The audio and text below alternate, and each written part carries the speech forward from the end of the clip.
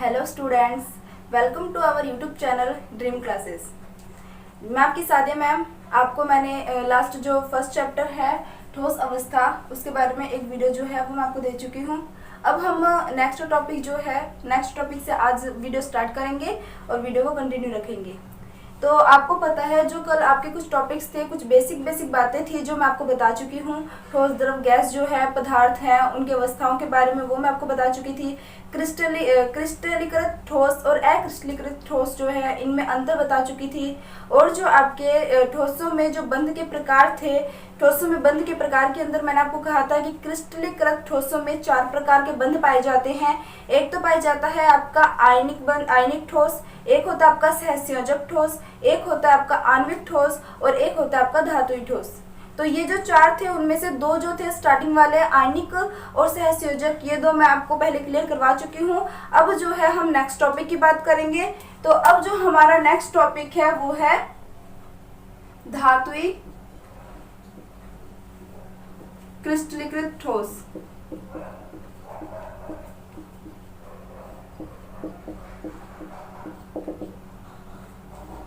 देखो, अगर हम धातुई क्रिस्टलीकृत ठोस की बात करते हैं, ठीक है, तो सबसे पहली बात तो धातुई क्रिस्टलीकृत ठोस कौन से होते हैं? वे ठोस होते हैं जिनके अंदर जो संरचनात्मक इकाई होती है वो धातु परमाणु होते हैं। समझ आ रही है बात? दोबारा सुनना कि जैसे मान लो आपके पास कोई भी क्रिस्टलीकृत ठोस है इस तरीके से, ठीक है, कोई भी क्या आपके पास क्रिस्टलीकृत ठोस है।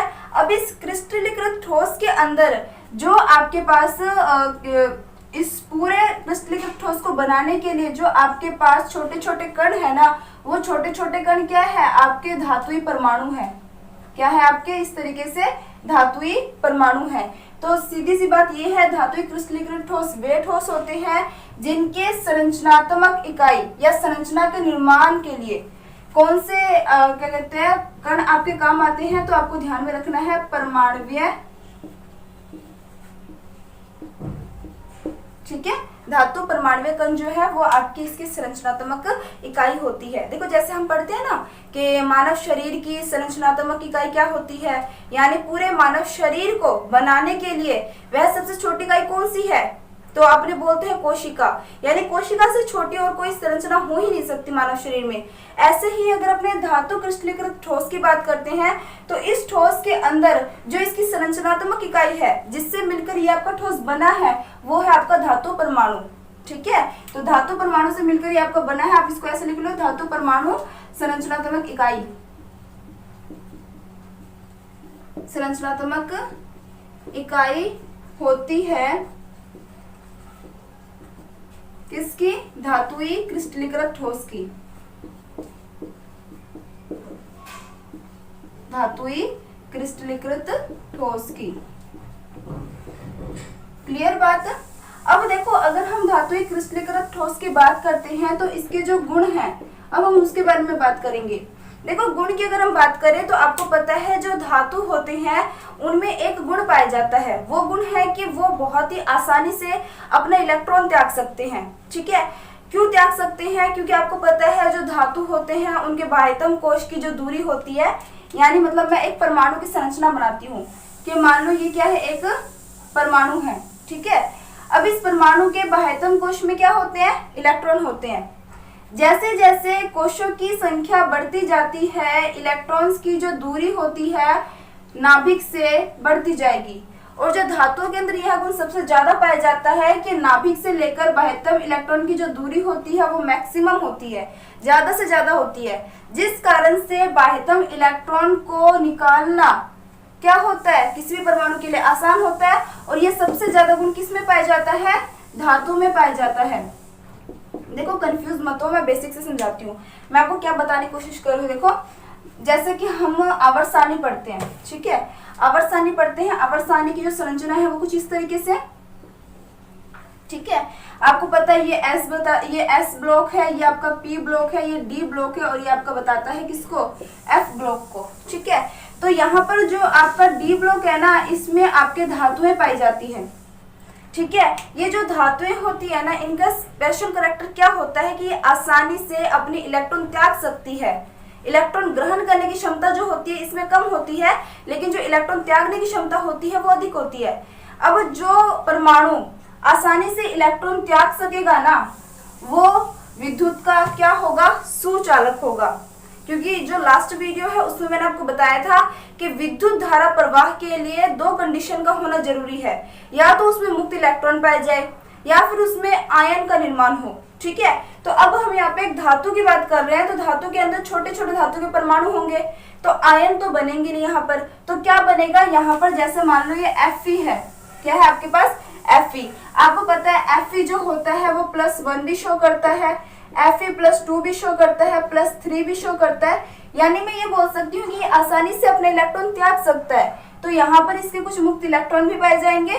तो ये मुक्त इलेक्ट्रॉन होंगे तो जो धातु हैं उनके फर्स्ट जो स्पेशल कैरेक्टर की अगर हम बात करें, प्रॉपर्टी की बात करें, गुण की बात करें, तो उसमें क्या ध्यान में रखना है, धातुएं विद्युत का सुचालक है। ठीक है, धातु क्या है, विद्युत की सुचालक है।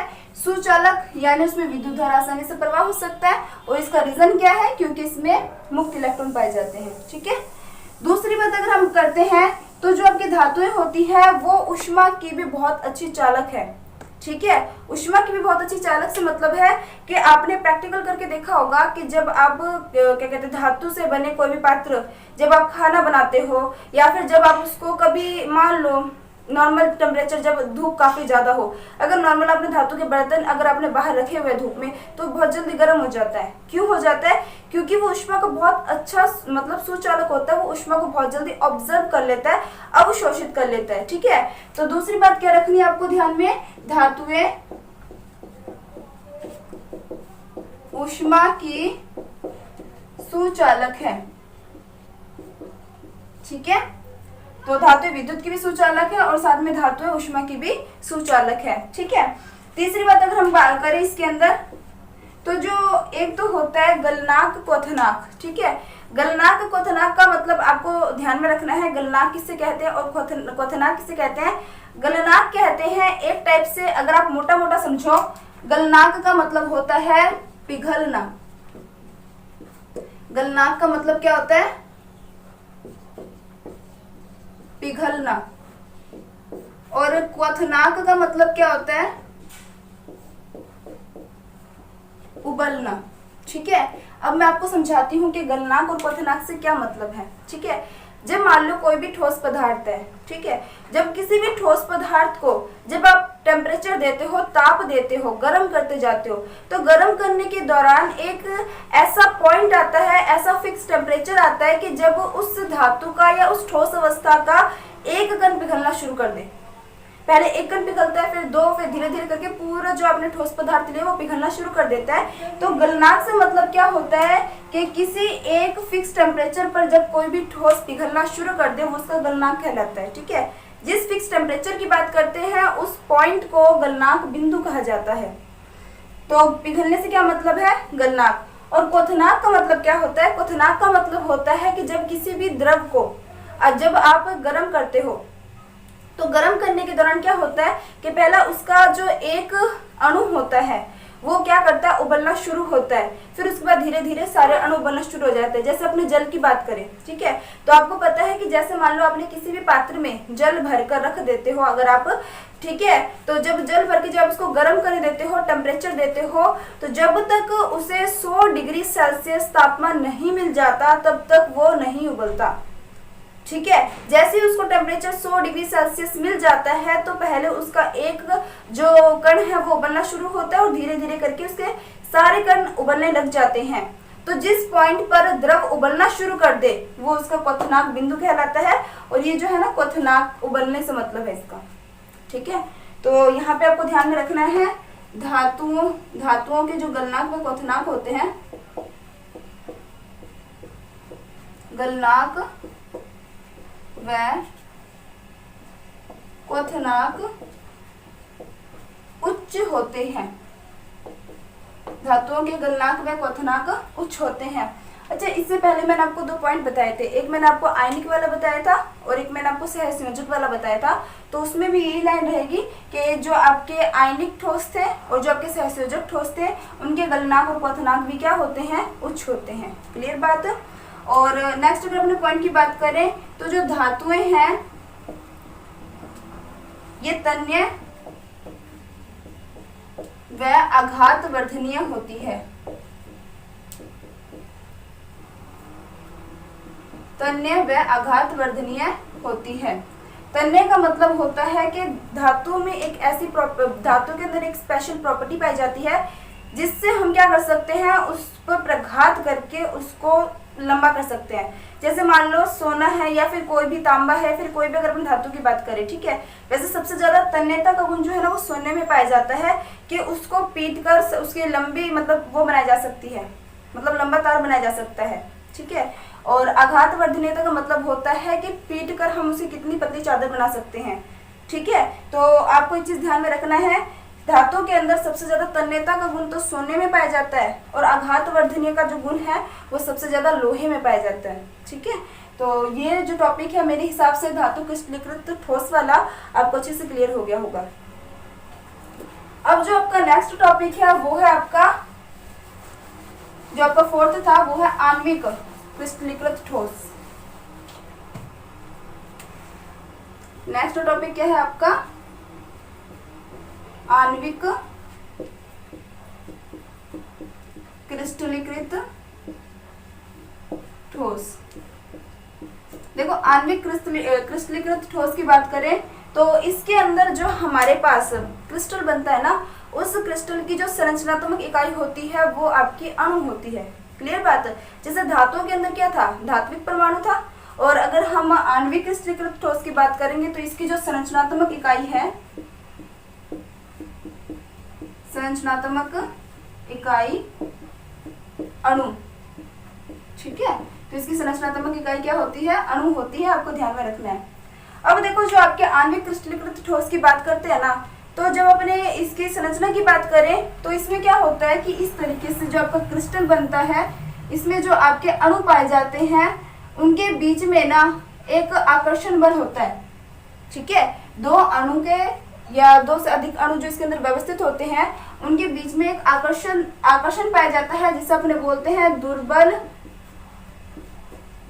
वान डर वाल बल।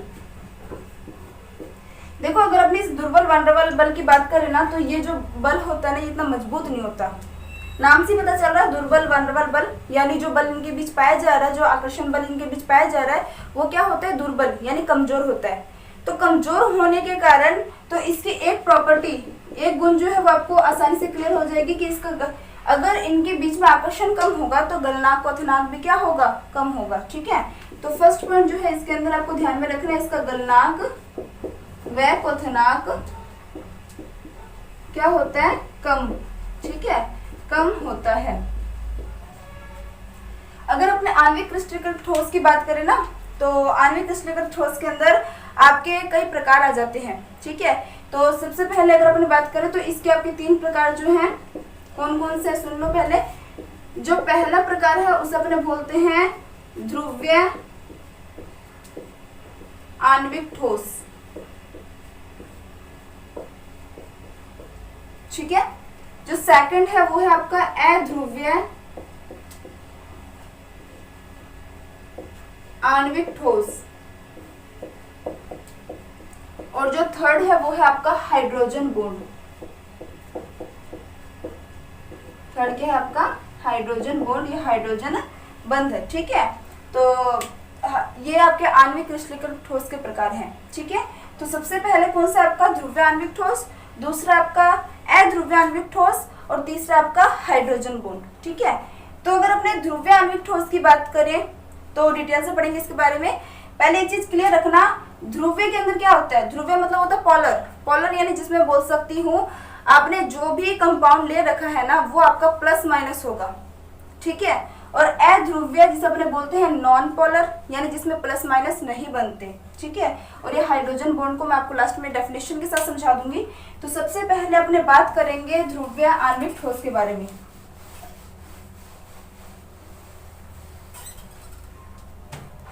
तो पहला पॉइंट क्या हमारा,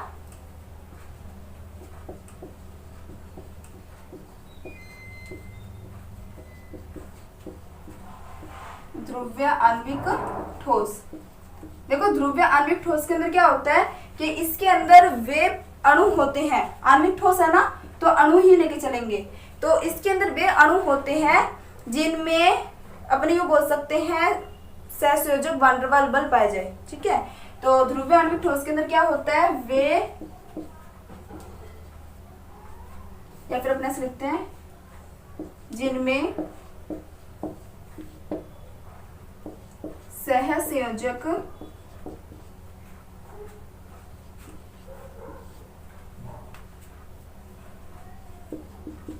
आणविक बंध पाया जाए। एक चीज और, ये ध्रुवीय यहाँ पे आप लिख लेना, ध्रुवीय सहसंयोजक। ठीक है, तो इसमें क्या होता है, जिनमें ध्रुवीय सहसंयोजक आणविक बंध पाया जाए वो आपके ध्रुवीय आणविक ठोस कहलाते हैं। ठीक है, तो इसमें हम एग्जाम्पल के रूप में ले सकते हैं, जैसे अपने ले ले HCl। ठीक है, और देखो HCl के अंदर क्या होता है कि H आपका क्या होता है प्लस के रूप में, और Cl आपके पास क्या होता है माइनस के रूप में, यानी पॉजिटिव नेगेटिव मिल रहा है आपको, तो ये क्या है आपका ध्रुवीय है यानी पोलर है। अब नेक्स्ट जो आपका सेकंड नंबर पॉइंट था वो आपका था अध्रुवीय। सेकंड क्या था आपका, अध्रुवीय आणविक ठोस। अब अगर हम अध्रुवीय आणविक ठोस की बात करते हैं तो सेम वही डेफिनेशन रहेगी, बस ध्रुवीय की जगह क्या आ जाएगा आपका अध्रुवीय। तो इसमें क्या रहेगा आपका, जिनमें अध्रुवीय आणविक सहसंयोजक बंध पाया जाए, सहसंयोजक बंध पाया जाए। ठीक है, तो ये तो आपका क्या हो जाएगा अध्रुवीय यानी नॉन पोलर। ठीक है, सेम डेफिनेशन है, जिनमें ध्रुवीय सॉरी यहाँ पे आणविक आ जाएगा, ध्रुवीय आणविक, और यहाँ पे आ जाएगा आपका सहसंयोजक। ठीक है, तो कोई कंफ्यूजन वाली बात नहीं है। जिनमें अध्रुवीय आणविक सहसंयोजक बंध पाया जाए वो ध्रुवीय आणविक ठोस कहलाते हैं। एग्जाम्पल आ गया HCl जिसमें पोलर बनते हैं। और अध्रुवीय आणविक ठोस कौन से होते हैं, जिनमें अध्रुवीय आणविक सहसंयोजक बंध पाया जाता है, और इसमें हम एग्जाम्पल के रूप में ले सकते हैं जैसे कि H2 यानी hydrogen gas, Cl2 chlorine gas, N2 nitrogen gas. अब इसके अंदर क्या है, ये जो हाइड्रोजन है और जो दूसरा हाइड्रोजन है, एक इसके पास इलेक्ट्रॉन है और दूसरा इलेक्ट्रॉन इसके पास है, दोनों के बीच में क्या बन रहा है, सहसंयोजक बंध बन रहा है। और सहसंयोजक बंध से किसका निर्माण कर रहे हैं, एक अणु का निर्माण कर रहे हैं। ठीक है, अणु समझते हो आप लोग, जब दो परमाणु आपस में बॉन्ड बना लेते हैं तो जो संरचना बनती है उसे अपने क्या बोलते हैं, अणु बोलते हैं। तो इसलिए इसे अपने अध्रुवीय आणविक ठोस बोलेंगे।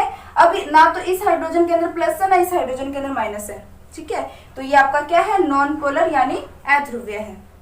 क्लियर बात। अब उसके बाद जो नेक्स्ट पॉइंट था वो थर्ड नंबर पॉइंट आपका हाइड्रोजन था।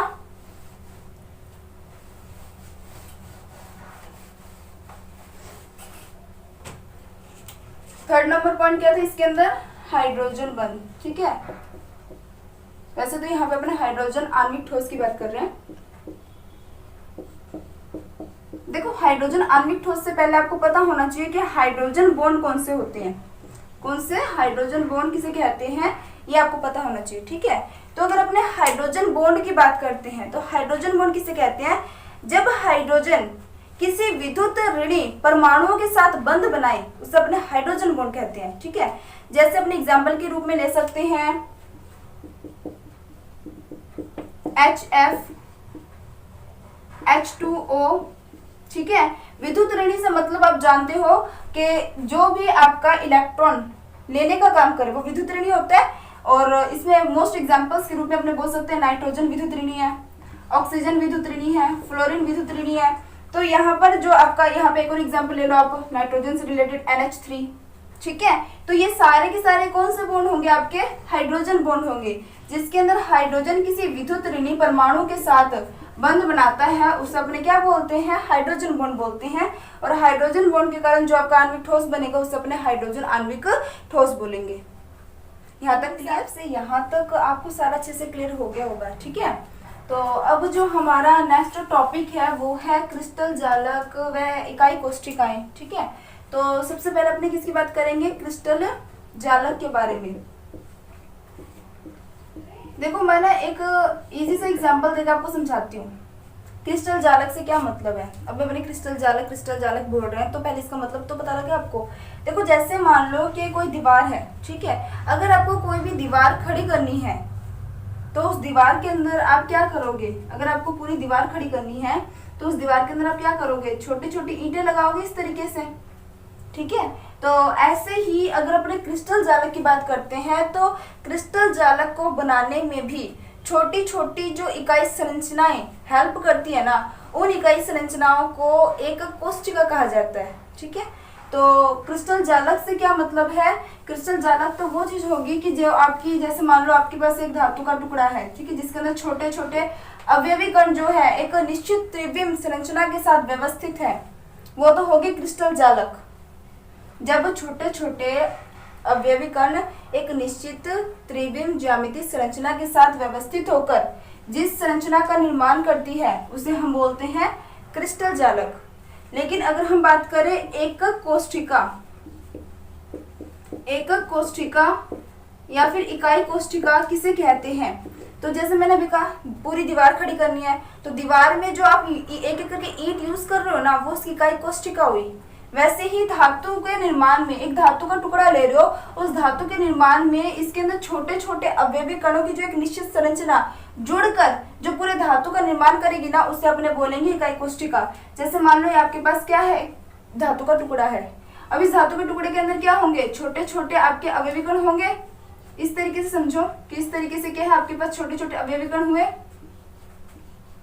ये जो अवयवी कण जो एक निश्चित संरचना के साथ व्यवस्थित है, इस छोटे से एक अवयवी कण को तो इकाई कोष्ठिका कहा जाता है या एकक कोष्ठिका कहा जाता है। और एकक कोष्ठिकाओं की पुनरावृत्ति से और एक निश्चित ज्यामितीय संरचना से क्रिस्टल जालक का निर्माण होता है, ठीक है। अब यहाँ पे तो मैंने इसको इस तरीके से शो किया है, लेकिन एकक कोष्ठिका की जो संरचना है हम वो इसको इस तरीके से पढ़ेंगे,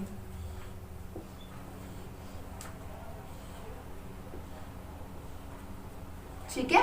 तो ये तो हो गया आपकी इकाई कोष्ठिका की संरचना, और ऐसे कई सारी इकाई कोष्ठिका आपस में जुड़कर एक पूरे क्रिस्टल जालक का निर्माण करती है, ठीक है। तो ये तो होगी इकाई कोष्ठिका।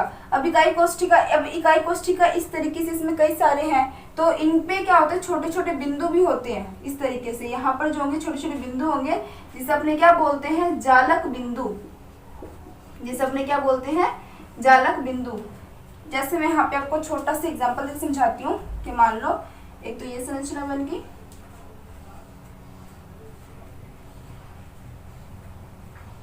ठीक है, एक और संरचना बन गई। ऐसी मैं और बना दूं नीचे, ऐसी मैं ऊपर और बना दूं, तो किसका निर्माण हो जाएगा? पूरे क्रिस्टल जालक का निर्माण हो जाएगा, ठीक है। तो यहाँ पर देखो छोटे छोटे अवयवी कण जो इनके आपस में इकाई कोष्ठिकाओं को मिलाने का काम कर रहा है ना, इन छोटे छोटे अवयवी कणों को हम, इन छोटे छोटे बिंदुओं को ही हम जालक बिंदु कहते हैं। मेरे हिसाब से अब तो आपको क्लियर हो गया होगा, ठीक है। फिर भी अगर कोई डाउट रह जाता है तो आप लोग कमेंट करके डाउट्स पूछ लेंगे। और आपको इस वीडियो को, अगर आपको ये वीडियो पसंद आते हैं तो आप लाइक शेयर करोगे और चैनल को सब्सक्राइब जरूर करोगे। Thank you.